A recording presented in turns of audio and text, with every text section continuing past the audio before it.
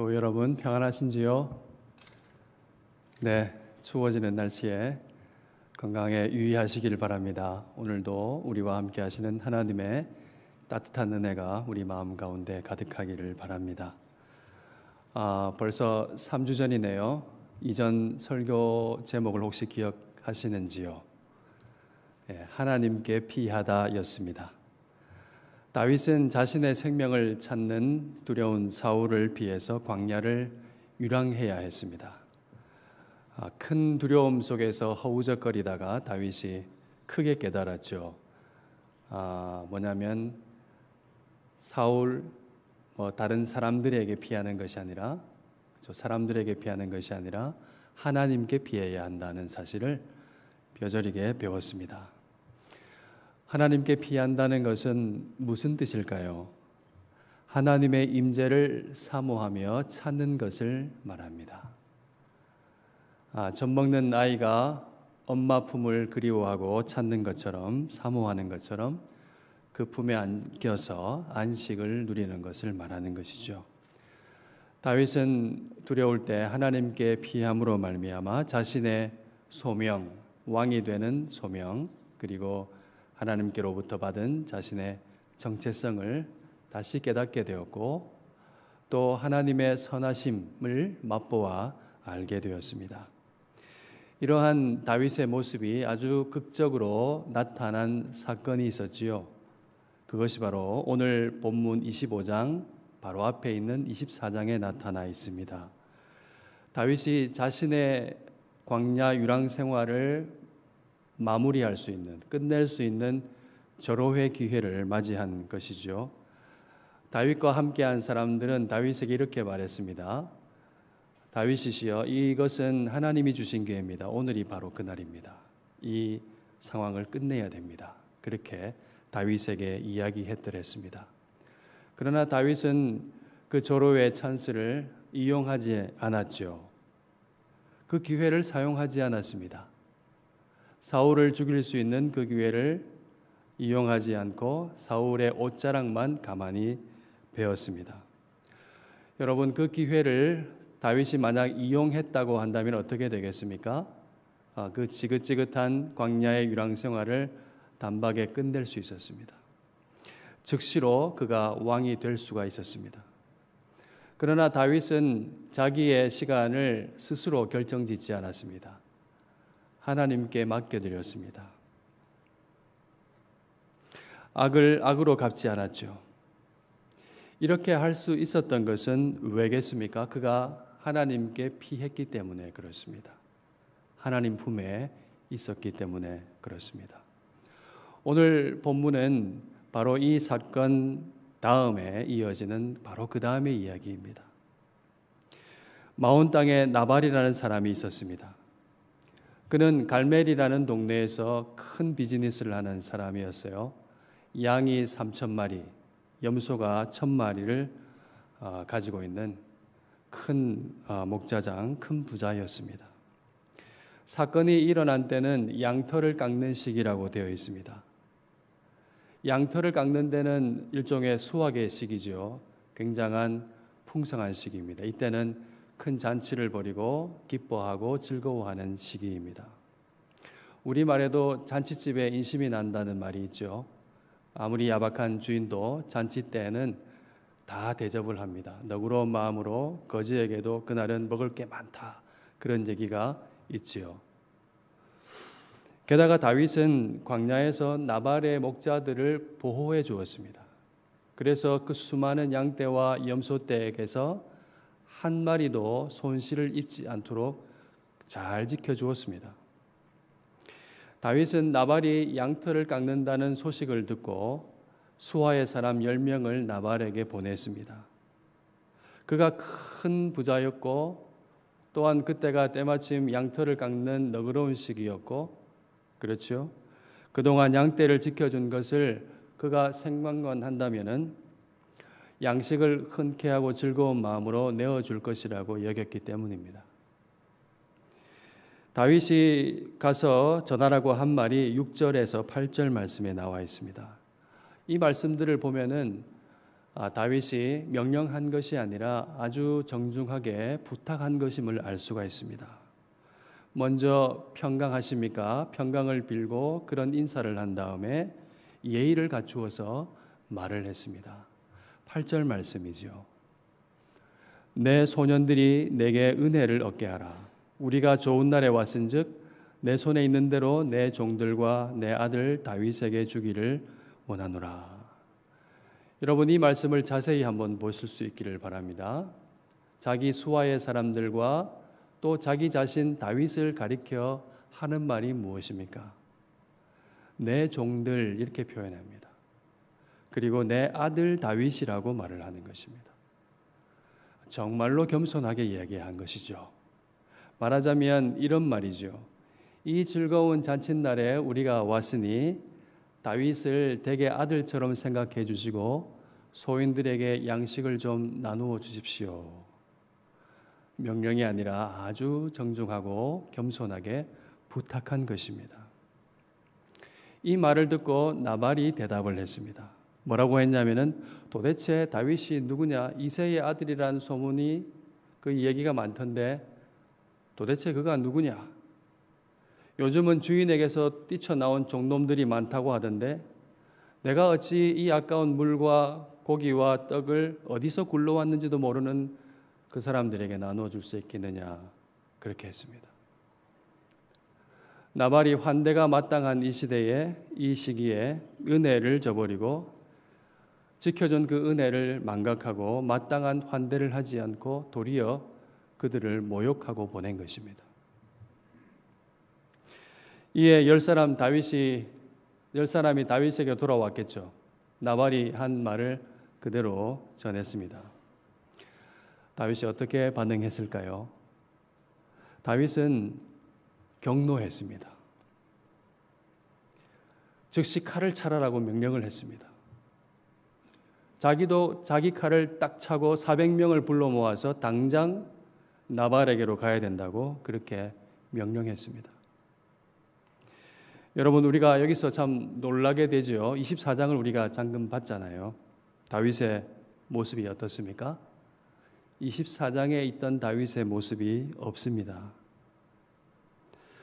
사울의 옷자락만 뵐 수 있었던 그 의연한 모습은 사라지고 당장 칼로 응징하려고 합니다. 여기서 우리가 모종의 위로를 받는다고 할까요? 다윗도 우리와 별반 다를 바 없는 사람이구나 하는 그런 식의 생각을 가질 수도 있습니다. 우리가 여기서 아주 생각해 볼 한 가지를 떠올릴 수 있습니다. 우리가 살면서 일종의 트리거가 되는 일들을 종종 만난다는 것입니다. 트릭이란 말은 여러분 잘 아시잖아요. 총의 방아쇠를 뜻하는 말입니다. 요즘 트리거라는 말을 잘 쓰는데 그것은 어떤 사건을 촉발하게 하고 유발하게 하는 어떤 계기, 어떤 자극을 뜻하는 말로 쓰입니다. 방아쇠가 당겨지면 어떻게 되죠? 총이 격발됩니다. 그래서 총알이 나가죠. 끔찍한 피해를 입습니다. 총구가 사람을 향하게 되면 총알이 날아가서 살상이 일어납니다. 그러나 이 끔찍한 일이 벌어지게 하는데 들어가는 힘은 아주 작습니다. 손가락만 까딱하면 총알이 나갑니다.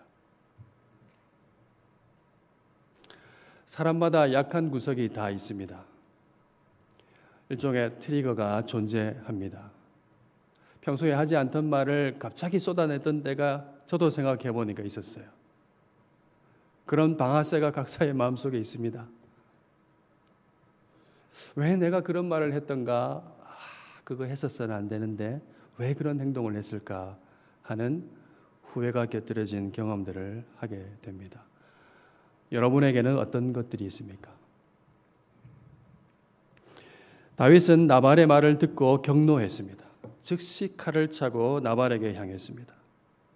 다윗이 끓어오르는 그 분노대로 행했다면 어떻게 됐을까요? 여러분 상상해 보십시오. 제가 곰곰이 상상해 봤는데 속이 시원할 수는 있겠더라고요. 그리고 자기 힘을 과시할 수도 있겠죠. 통쾌하게 이런 사람은 죽어도 싸다라고 말할 수도 있을 것입니다. 그러나 효용이라는 것은 딱 거기까지입니다.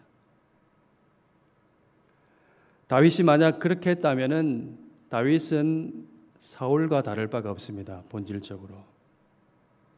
사울이 어떻게 했죠? 자기를 위해서 노브 땅의 제사장 85인을 학살했습니다.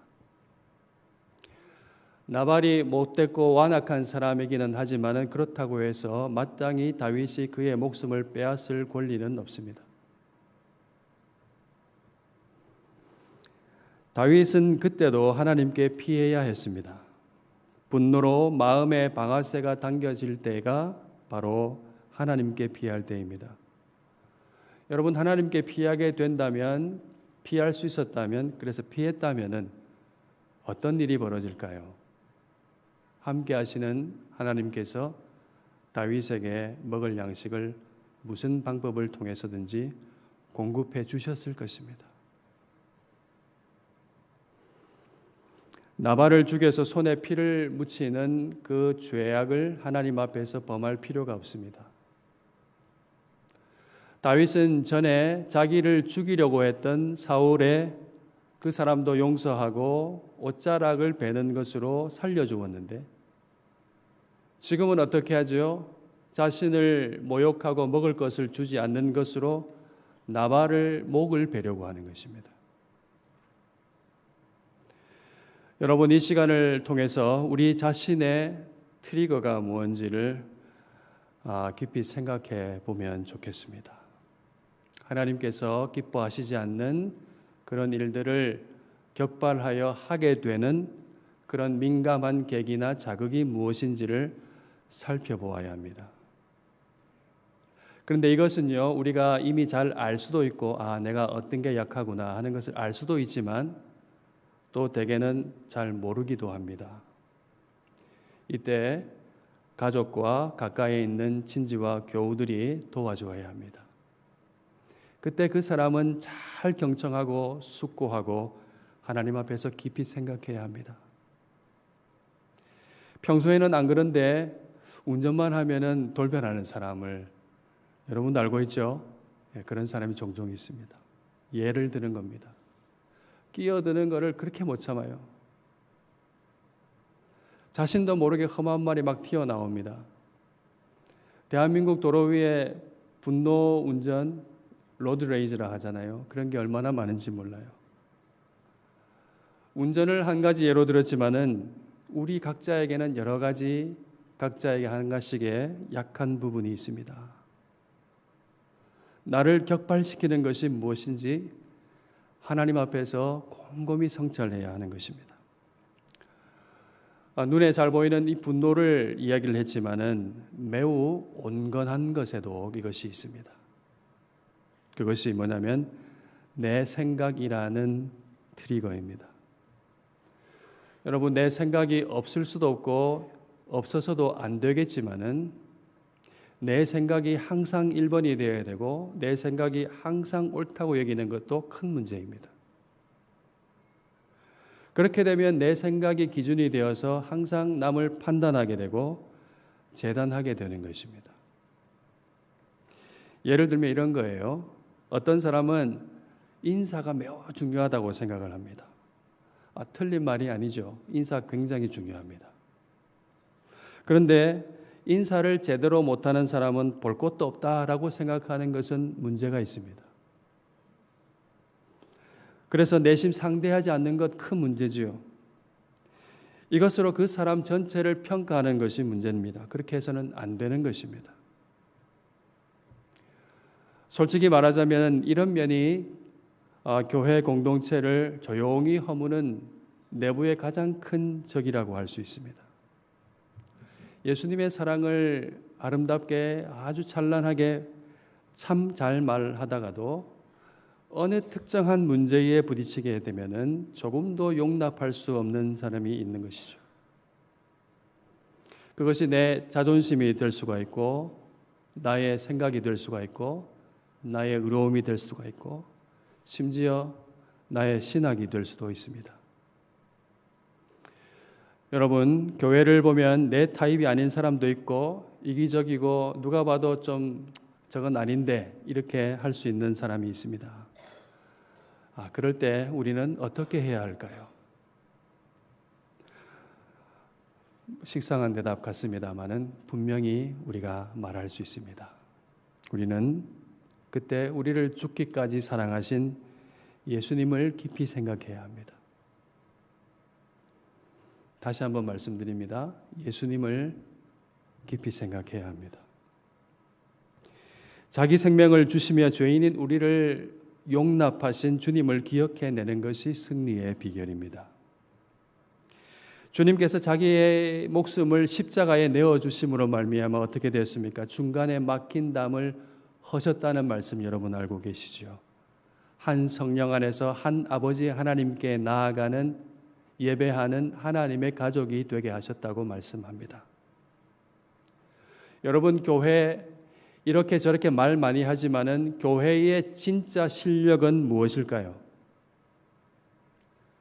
교회의 진짜 실력은 성령이 하나 되게 하신 것을 힘써 지켜 나가는 것입니다. 예수님처럼 온유와 겸손과 오래 참음으로 사랑 가운데서 용납하고 하는 것입니다.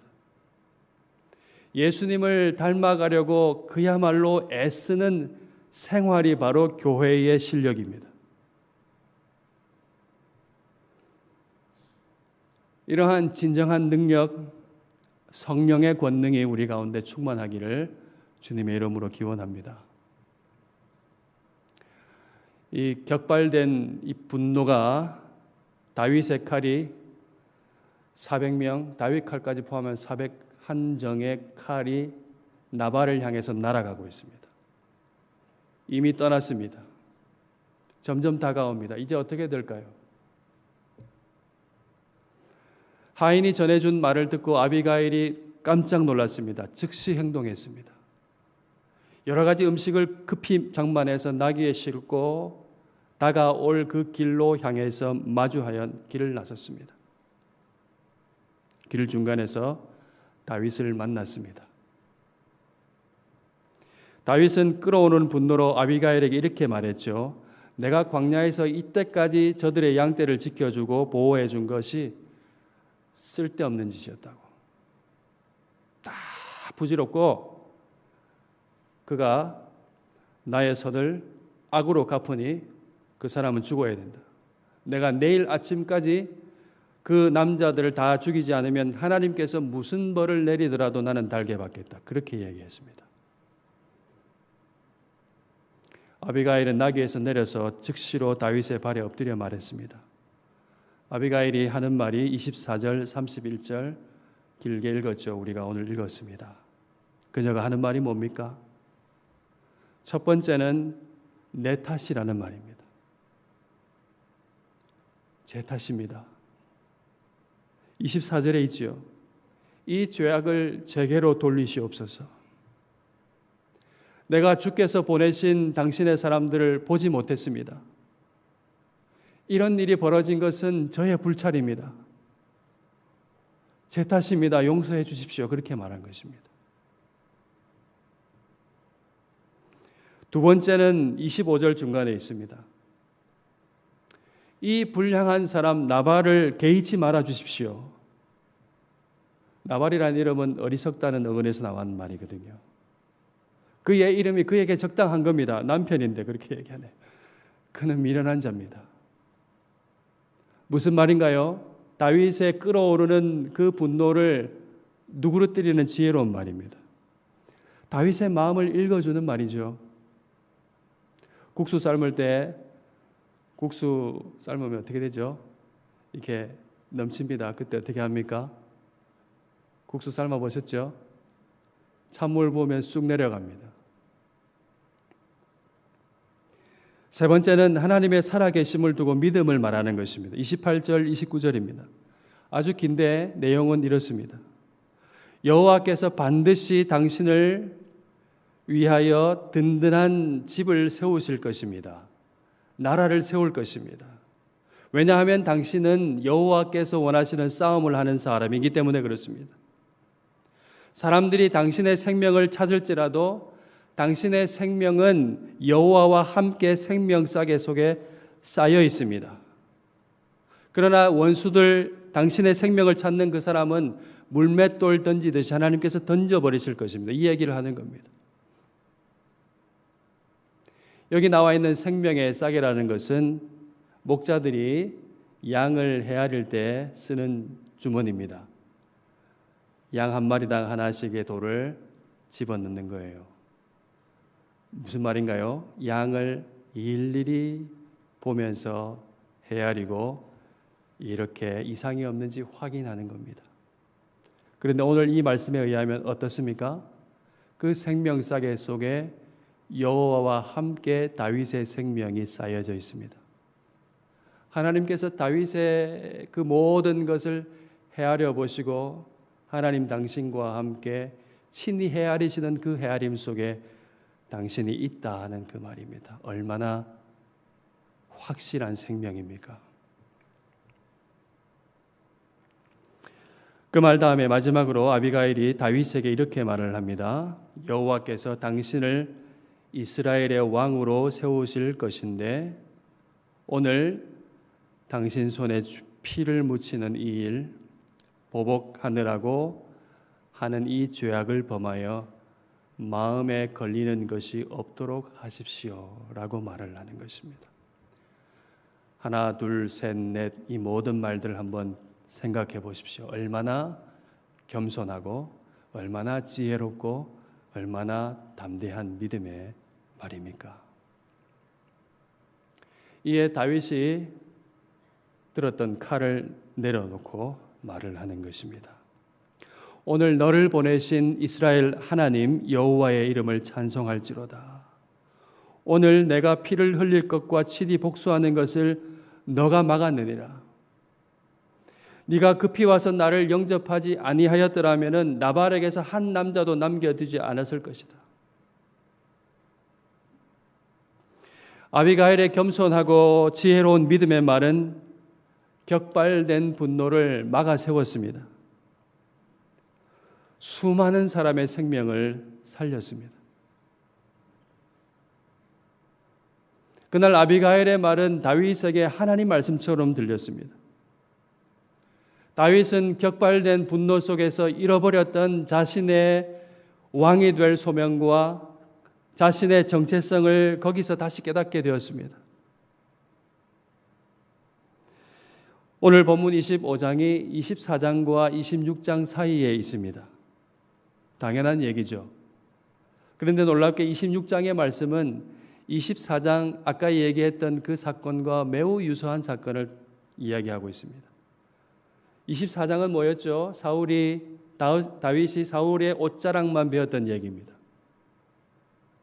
26장은 적극적으로 적진에 침투해서 사울의 장막에까지 이른 거예요. 거기서 사울을 죽이지 않고 사울 머리맡에 있는 사울의 창과 물병만을 가지고 온 것입니다. 여러분 25장이 여기에 오늘 있는 것은 우연이 아닙니다. 말하자면 25장은 다윗의 정신을 차리게 한 사건입니다.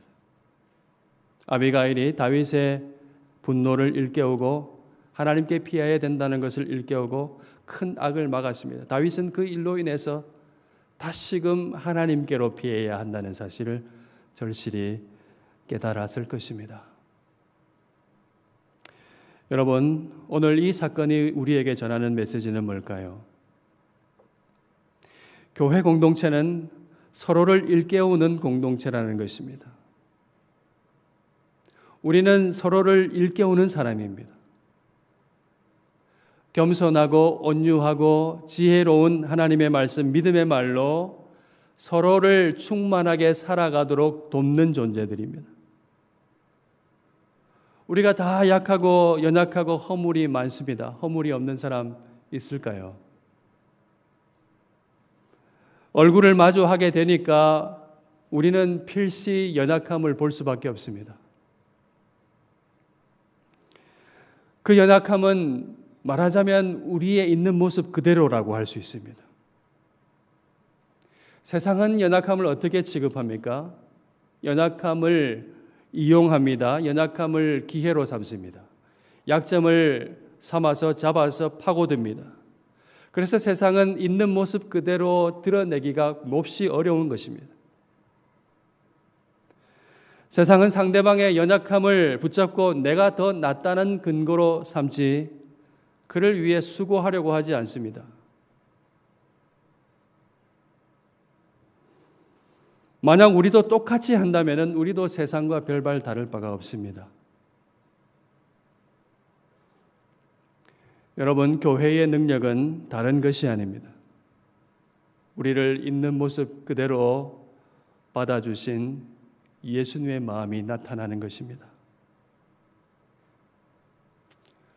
우리가 얼굴을 마주하면서 보게 되는 서로의 연약함이라는 것은 그리스도 안에서 우리 자신을 비추어주고 그 사람을 비추어주는 선명한 빛이 될 수 있습니다. 거룩하고 흠이 없게 하시려고 교회로 저와 여러분 한 사람 한 사람을 불러주신 하나님의 뜻은 그리스도 안에서 이루어질 겁니다. 그리고 하나가 더 있습니다. 얼굴을 맞대며 살아가는 우리 가운데서 그 뜻이 이루어집니다. 격발된 분노의 길을 막아선 아비가일의 말과 경청하면서 그렇네요. 그러면서 자기 길을 돌이킬 수 있었던 다윗이 오늘 우리의 거울이 됩니다. 경청해야 합니다. 말해주어야 합니다. 그리고 어렵지만 길을 돌이킬 수 있어야 합니다.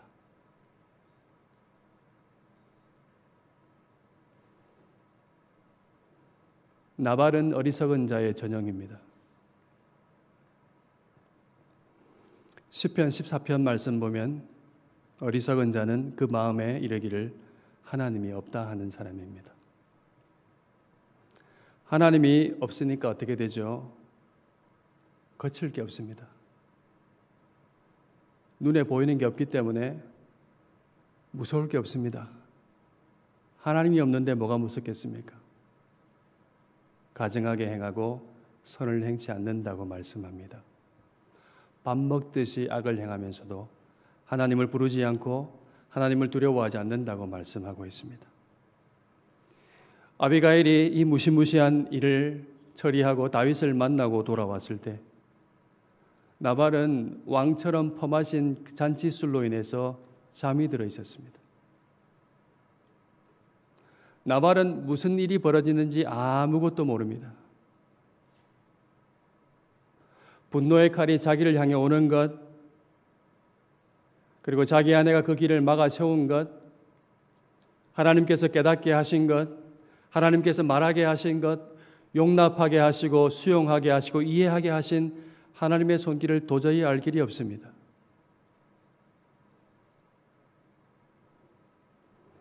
잠에서 깨어났죠. 자기 아내, 지혜로운 아내가 있었던 얘기를 해줍니다. 그 말을 듣고 나발이 어제 있었던 얘기를 듣고 성경에 보시면 낙담하여 몸이 돌과 같이 되었다고 합니다. 열흘 후에 그는 숨지고 말았습니다. 그것을 성경은 하나님께서 나발의 악행을 그의 머리에 돌리셨다고 이야기합니다. 어리석은 자, 악인의 운명은 이와 같습니다. 여러분, 우리는 하나님 나라의 백성으로 부름을 받았습니다. 하나님이 없다라고 말하는 어리석은 자의 마음에는 하나님의 나라라는 것보다 어리석은 얘기가 없어요. 그렇지 않습니까? 그래서 세상이 주도적으로 계속 끊임없이 하는 얘기가 뭡니까?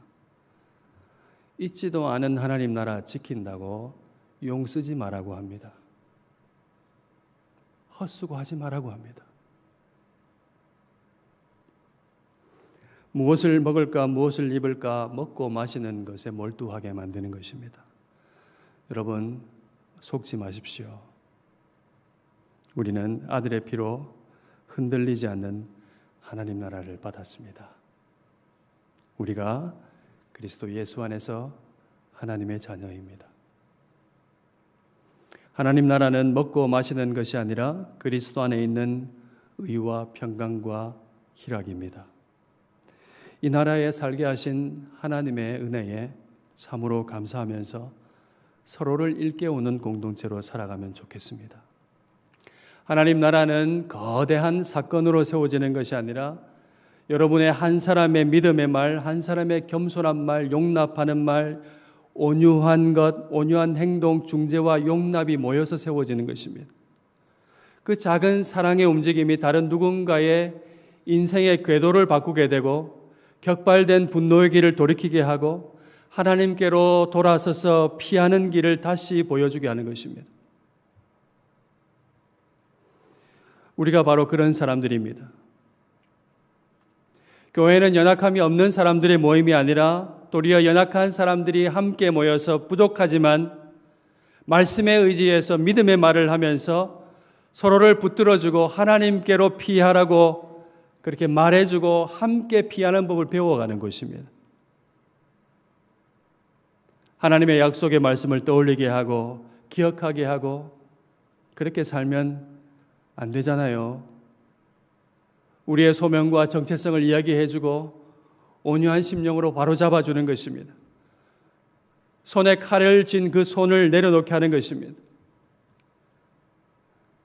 우리가 믿음의 말로 우리가 이 말씀들을 전해야 하는 것입니다.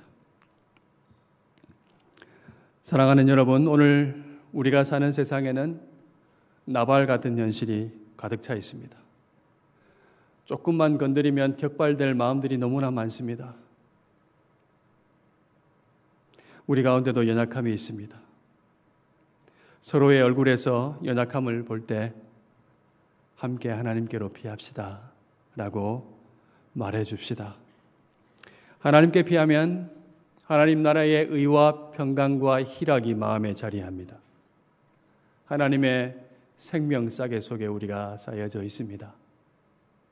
하나님의 품, 하나님의 생명 싸개 속에서 어렵든 힘들든 언제나 우리와 함께 하시는 하나님 안에서 우리는 예수 그리스도의 선하신 성품을 배웁니다. 주님을 닮아가게 되죠. 그것으로 성령의 하나 되게 가진 것을 힘써 지켜나가는 우리가 되면 좋겠습니다. 우리 모두 예수님을 닮아가는 공동체로 함께 지어져가며 세상에 하나님의 얼굴 빛을 비추어주는 그런 사람으로 살아갈 수 있기를 주님의 이름으로 축원합니다. 아멘.